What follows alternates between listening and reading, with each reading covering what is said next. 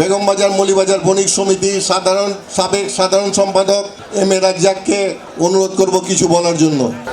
বিসমিল্লাহির রহমানির রহিম। হাসবুনাল্লাহু ওয়া নি'মাল ওয়াকিল, নি'মাল মাওলা ওয়া নি'মাল নাসির। সকল প্রশংসা আল্লাহর জন্য। আমি উক্ত প্যানেলে দাওয়াত পেয়ে এসেছি। আপনারা জানেন যে 17 তারিখে নির্বাচন হবে। দুটি প্যানেল গঠিত হয়েছে। রাজেশ সুন্দরভাবে প্যানেলটা তৈরি করেছে। Many thanks, god bless you. দুইটা প্যানেলের মধ্যে আমি একটা প্যানেলে আছি। এখানে আমি দাওয়াত পেয়ে রাজেশ আঙ্কেল, মিস্টার প্রেসিডেন্ট যা আগামীতে আসবে ওনাদের দাওয়াতে আমি এসেছি। আর আমার ভাতিজা দাওয়াত দিবেন, আমি আসবো না। আমরা এখানে ব্যবসায়ী হিসাবে দাওয়াত পেয়েছি, এসেছি, কর্মকর্তা হিসাবে এসেছি।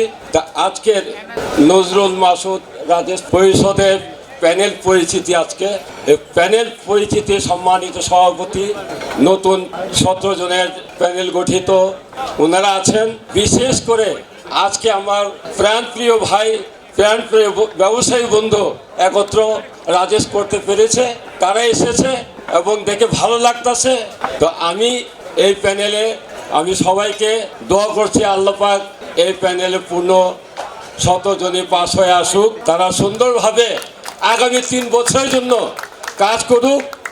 রাজেশ যে টাইমটা পেয়েছে, ও টাইমের মধ্যে অনেকগুলো প্রোগ্রাম উনি করেছে।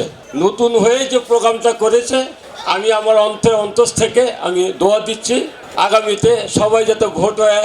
আমরা যে একটা বেগমবাজার মৌলভীবাজার বণিক সমিতিতে একটা সংসদ, মিনি সংসদ তৈরি করে দিয়েছি, ওই প্যানেলে এই প্যানেল যাতে ওই সংসদে বসে যাতে ব্যবসায়ীদেরকে সাহায্য করে। আর আমাদের কাজ হলো, আগে 17টা ডিস্ট্রিক্ট ছিল, এখন 68টা পয়েন্ট হয়েছে। সকল 68 পয়েন্টে বেগমবাজার মৌলভীবাজার তারা যে ব্যবসা মায়ের আঁচলে করতে পারে, ওই কাজগুলি আমরা করে আসছি। এইটা যেটা রাজেশ এর খেয়াল করে ব্যবসায়ীদের কোনো সমস্যা না হয়। এই প্যানেলটা ব্যবসায়ীদের, আল্লাহ সবাইকে সুস্থ রাখুক, ভালো রাখুক।